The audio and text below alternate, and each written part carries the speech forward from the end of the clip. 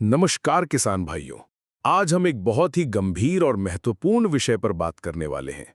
एक विषय जो सीधे तौर पर आपकी मेहनत और आपकी आमदनी से जुड़ा है। हम बात करेंगे धान की पैदावार घटने के असली कारणों के बारे में। और सबसे महत्वपूर्ण, हम सीखेंगे कि पानी का सही इस्तेमाल करके कैसे हम इस समस्या से निपट सकते हैं और अपनी पैदावार को बढ़ा सकते हैं। धान की खेती का नाम सुनते ही हमारे मन में लबालब पानी से भरे खेतों की तस्वीर उभर आती है। सालों से हमें यही बताया गया है कि धान माने ही पानी, पानी जितना ज्यादा पैदावार उतनी अच्छी। लेकिन क्या ये सच है? क्या वाकई खेतों को हर समय पानी से डुबोकर रखना ही धान की बम्पर पैदावार की गारंटी है? आज विज्ञान और अनुभव कुछ और ही कहानी बयां कर रहे हैं। कई किसान भाई लगातार ये शिकायत करते हैं कि लागत हर साल बढ़ रही है, मेहनत भी पूरी कर रहे हैं, लेकिन मुनाफा तो दूर, कई बार लागत निकालना भी मुश्किल हो जाता है क्योंकि धान की पैदावार साल दर साल घटती जा रही है। इसके पीछे कई कारण हो सकते हैं, जैसे मिट्टी की सेहत, खाद का असंतुलित उपयोग, कीट और बीमारियां और खरपतवार का प्रकोप। लेकिन इन सब में एक छुपा हुआ और सबसे बड़ा कारण है पानी का गलत प्रबंधन। जी हाँ, पानी, जिसे हम धान की जान मानते हैं, उसी का गलत इस्तेमाल हमारी फसल की बर्बादी का कारण बन रहा है। आज इस वीडियो में हम इसी भ्रम को तोड़ेंगे और पानी के विज्ञान को समझेंगे। हम जानेंगे कि धान की पैदावार घटने के पीछे पानी की क्या भूमिका है और कैसे हम हर बूंद से ज्यादा उपज के सिद्धांत पर चलकर कम पानी में भी पहले से कहीं ज्यादा पैदावार ले सकते हैं। तो चलिए शुरू करते हैं इस ज्ञानवर्धक यात्रा को और सीखते हैं धान की खेती में पानी के सही इस्तेमाल का हुनर। सबसे पहले यह समझना जरूरी है कि आखिर हमारी धान की पैदावार कम हो क्यों रही है। अक्सर हम इसका दोष मौसम, बीज या अपनी किस्मत को दे देते हैं, लेकिन असली वजहें हमारे कृषि कार्यों में ही छिपी होती हैं। पैदावार में कमी का एक सबसे प्रमुख कारण है जड़ों का सही विकास न होना। अगर धान के पौधे की नींव यानी उसकी जड़ें ही कमजोर होंगी, तो पौधा जमीन से जरूरी पोषक तत्व और पानी कैसे खींचेगा? और जब पौधे को पूरी खुराक ही नहीं मिलेगी, तो उसमें ना तो अच्छे कल्ले फूटेंगे और ना ही बालियां स्वस्थ बनेंगी। जड़ों के सही विकास ना होने का सीधा संबंध खेत की तैयारी और पानी के प्रबंधन से है। दूसरा बड़ा कारण है पोषक तत्वों का असंतुलित उपयोग। हम अक्सर नाइट्रोजन यानी यूरिया का इस्तेमाल तो बहुत करते हैं, लेकिन फास्फोरस, पोटैश और जिंक जैसे जरूरी तत्वों को अनदेखा कर देते हैं। यूरिया के अधिक इस्तेमाल से पौधा एकदम से बढ़ तो जाता है, लेकिन उसकी कोशिकाएं कमजोर रह जाती हैं, जिससे वह बीमारियों और कीटों का आसानी से शिकार बन जाता है। फसल लंबी और पतली हो जाती है और बालियां आने पर गिरने का खतरा बढ़ जाता है। इसके अलावा जिंक, लोहा, मैंगनीज और बोरोन जैसे सूक्ष्म पोषक तत्वों की कमी भी पौधे की बढ़वार रोक देती है और दानों के भराव पर बुरा असर डालती है। अब बात करते हैं मुख्य मुद्दे की, पानी की। धान की फसल में पानी की कमी और पानी की अधिकता दोनों ही बेहद हानिकारक हैं। ये एक ऐसा संतुलन है जिसे साधना बहुत जरूरी है। अक्सर किसान भाई खेत में हमेशा पानी भर के रखते हैं, इस सोच के साथ कि इससे खरपतवार नहीं उगेंगे और पैदावार अच्छी होगी। शुरुआत के 10-15 दिन तक ये तकनीक खरपतवार नियंत्रण के लिए कारगर हो सकती है, लेकिन लंबे समय तक खेत में गहरा पानी खड़ा रखना जड़ों के लिए जहर का काम करता है। जब जड़ें 24 घंटे पानी में डूबी रहती हैं, तो उन्हें ऑक्सीजन नहीं मिल पाती। इससे जड़ों की क्रियाशीलता कम हो जाती है, वे सड़ने लगती हैं और मिट्टी में मौजूद फायदेमंद सूक्ष्म जीव भी मरने लगते हैं। इसका नतीजा ये होता है कि पौधा जमीन में मौजूद खाद और पोषक तत्वों को उठा ही नहीं पाता। आप ऊपर से कितनी ही अच्छी खाद डाल दें, अगर जड़ें काम नहीं कर रही हैं, तो सब व्यर्थ है। इसके अलावा लगातार पानी भरे रहने से मिट्टी की निचली सतह पर एक सख्त परत बन जाती है, जिसे हार्ड पैन कहते हैं। ये परत जड़ों को गहराई तक जाने से रोकती है, जिससे पौधा जमीन की निचली अधिक पोषक परतों तक नहीं पहुंच पाता। वहीं दूसरी ओर पानी की कमी भी उतनी ही खतरनाक है। धान की कुछ अवस्थाएं ऐसी होती हैं जिन्हें क्रांतिक अवस्थाएं कहा जाता है। इन अवस्थाओं में पानी की कमी का सीधा असर पैदावार पर पड़ता है। कल्ले फूटते समय, बाली बनते समय, घाव अवस्था, फूल आते समय और दाना भरते समय खेत में नमी की कमी बिल्कुल नहीं होनी चाहिए। अगर इन क्रूशल स्टेजेस पर पौधे को तनाव का सामना करना पड़ा, तो कल्ले कम बनेंगे, बालियों में दाने कम बनेंगे, दाने खोखले रह जाएंगे और अंततः उत्पादन में भारी गिरावट आएगी। पानी की कमी से झुलसा जैसे रोगों का प्रकोप भी बढ़ जाता है। तो सवाल ये उठता है कि आखिर किया क्या जाए, न पानी ज्यादा न पानी कम।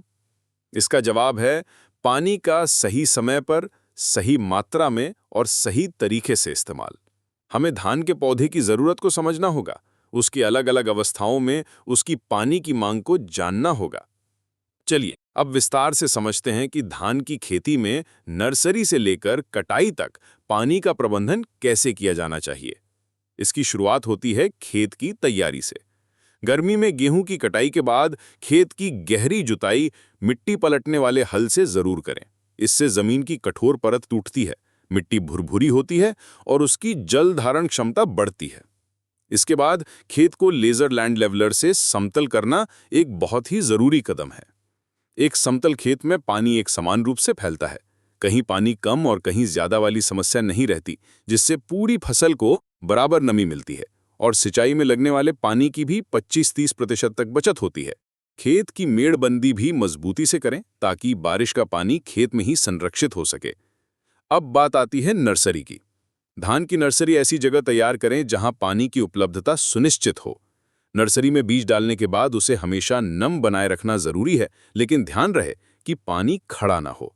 ज्यादा पानी से बीज के अंकुरण में समस्या आती है और नन्हे पौधे सड़ सकते हैं। सिंचाई के लिए फव्वारा विधि सबसे उत्तम है। आप क्यारियों के बीच बनी नालियों में हल्का पानी देकर भी नमी बनाए रख सकते हैं। रोपाई के लिए जब पौधे 21 से 25 दिन के हो जाएं, तो वे सबसे उपयुक्त होते हैं। ज्यादा उम्र की नर्सरी लगाने से कल्ले कम फूटते हैं, जिसका सीधा असर पैदावार पर पड़ता है। रोपाई का समय पानी के प्रबंधन के लिए सबसे महत्वपूर्ण होता है। रोपाई के समय खेत में 2 से 3 सेंटीमीटर पानी होना बेहद जरूरी है। इससे पौधे आसानी से लगते हैं और उनकी जड़ों को सेट होने में मदद मिलती है। लेकिन रोपाई के 1 सप्ताह बाद तक, जब तक पौधे अपनी जड़ें मजबूती से न पकड़ लें, खेत में बहुत गहरा पानी नहीं भरना चाहिए। इस दौरान 2 से 5 सेंटीमीटर पानी का स्तर बनाए रखें। अगर पानी इससे ज्यादा होगा तो छोटे पौधे पानी में डूबकर मर भी सकते हैं या पीले पड़ सकते हैं। इस अवस्था में ज्यादा पानी कल्ले फूटने की प्रक्रिया में भी बाधा डालता है। रोपाई के लगभग 15 से 20 दिन बाद कल्ले फूटने की अवस्था शुरू होती है। ये वो समय है जब ज्यादातर किसान भाई गलती करते हैं और खेत को लगातार पानी से भरकर रखते हैं। यहीं पर हमें सिंचाई की एक वैज्ञानिक तकनीक, जिसे अल्टरनेट वेटिंग एंड ड्राइंग या बारी बारी से खेत को गीला और सूखा करना कहते हैं, को अपनाना है। इस तकनीक में एक बार सिंचाई करने के बाद अगली सिंचाई तब तक नहीं की जाती जब तक कि खेत की सतह पर हल्की दरारें न दिखने लगें या मिट्टी में नमी की कमी न हो जाए। इसका मतलब ये नहीं है कि जमीन को पूरी तरह सूखने देना है, बल्कि सिर्फ सतह से पानी हटने का इंतजार करना है। जब सतह से पानी हट जाता है तो जड़ों को ऑक्सीजन मिलती है, वे गहराई तक जाती हैं और पोषक तत्वों का बेहतर अवशोषण करती हैं। अनुसंधान से पता चला है कि इस तकनीक से कल्ले अधिक निकलते हैं, जड़ें ज्यादा मजबूत होती हैं और लगभग 30 से 40% पानी की बचत भी होती है, वो भी बिना पैदावार घटाए। बस एक बात का ध्यान रखना है कि ये प्रक्रिया गाभ अवस्था आने से पहले तक ही करनी है।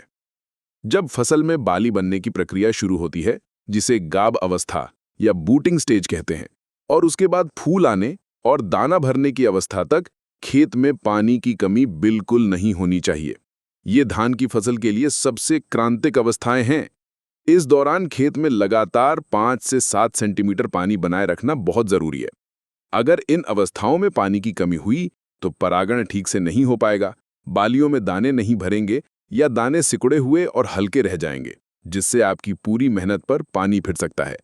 इस दौरान खेत में नमी की कमी का मतलब है सीधा पैदावार में भारी नुकसान। जब बालियों में 80-90% दाने भर जाएं और सख्त होने लगे, तो कटाई से लगभग 10 से 15 दिन पहले खेत से पानी निकाल देना चाहिए। इससे फसल एक साथ समान रूप से पकती है, दानों में चमक आती है और कटाई में भी आसानी होती है। खेत में नमी रहने से कटाई के समय फसल गिरने की आशंका रहती है और दानों की गुणवत्ता भी प्रभावित होती है। पानी के प्रबंधन के साथ साथ कुछ और बातें भी हैं जिनका ध्यान रखना बेहद जरूरी है, क्योंकि वे भी पानी के उपयोग और पैदावार से जुड़ी हैं। पहली है खरपतवार नियंत्रण। खरपतवार आपकी फसल के हिस्से का पानी, पोषक तत्व और धूप सब कुछ छीन लेते हैं, जिससे पैदावार 30 से 40% तक कम हो सकती है। इसलिए समय पर निराई गुड़ाई या खरपतवार नाशकों का प्रयोग बहुत आवश्यक है। दूसरी है खाद का सही इस्तेमाल। खाद हमेशा मिट्टी की जांच के आधार पर ही डालें। DAP, पोटाश और जिंक जैसे पोषक तत्व रोपाई से पहले या रोपाई के तुरंत बाद ही डाल देना सबसे अच्छा होता है। खड़ी फसल में इन्हें डालने से उतना फायदा नहीं मिलता। यूरिया का प्रयोग किस्तों में करें। पहली किस्त रोपाई के 20 से 25 दिन बाद और दूसरी बाली बनने से पहले। ध्यान रहे, जब भी आप खेत में दानेदार उर्वरक डालें, उसके 2 दिन पहले खेत से पानी निकाल दें और खाद डालने के बाद फिर से हल्की सिंचाई कर दें। इससे खाद सीधे जड़ों के क्षेत्र में पहुंचती है और उसका पूरा लाभ पौधे को मिलता है। आजकल खेती में कुछ नई तकनीकें भी आ गई हैं जो पानी बचाने में बहुत कारगर हैं। इनमें से एक है सिरी विधि, यानी सिस्टम ऑफ राइस इंटेंसिफिकेशन। इस विधि में 8 से 12 दिन की बहुत ही छोटी नर्सरी को 25 बाई 25 सेंटीमीटर की दूरी पर रोपा जाता है। इसमें खेत को लगातार भरकर रखने की बजाय सिर्फ नम रखा जाता है और जरूरत पड़ने पर ही सिंचाई की जाती है। श्री विधि से खेती करने पर बीज भी कम लगता है, पानी की 40 से 50% तक बचत होती है और सही तरीके से करने पर पैदावार भी पारंपरिक विधि से कहीं ज्यादा मिलती है। एक और तकनीक है सीधी बिजाई या DSR, direct seeding of rice. इसमें नर्सरी तैयार करने और रुपाई करने के बजाय मशीन द्वारा सीधे खेत में धान के बीज की बुआई कर दी जाती है। इस तकनीक से पानी और मजदूरी दोनों की भारी बचत होती है। हालांकि इन तकनीकों में खरपतवार एक बड़ी समस्या हो सकती है, जिसके लिए सही प्रबंधन की आवश्यकता होती है। अंत में मैं बस यही कहना चाहूंगा कि धान की खेती में पानी राजा है, लेकिन एक समझदार राजा। ऐसा राजा नहीं जो अपनी प्रजा को डुबो दे, बल्कि ऐसा जो जरूरत के समय पर जीवन दे। हमें यह मानसिकता बदलनी होगी कि लबालब भरा खेत ही अच्छी फसल की निशानी है। विज्ञान को समझना होगा, पौधे की जरूरतों को पहचानना होगा। खेत को समतल करना, सही समय पर सही मात्रा में सिंचाई करना, क्रांतिक अवस्थाओं पर विशेष ध्यान देना और बारी बारी से खेत को गीला और सूखा रखने जैसी तकनीकों को अपनाकर हम न सिर्फ पानी जैसे अनमोल संसाधन को बचा सकते हैं, बल्कि अपनी मिट्टी की सेहत को सुधार सकते हैं, लागत को कम कर सकते हैं और सबसे जरूरी, अपनी धान की पैदावार को एक नई ऊंचाई पर ले जा सकते हैं। याद रखिए, पानी का सही इस्तेमाल ही धान की पैदावार घटने का असली समाधान है। इस जानकारी को अपनाएं, दूसरे किसान भाइयों के साथ भी साझा करें और एक समृद्ध और टिकाऊ खेती की ओर कदम बढ़ाएं। धन्यवाद।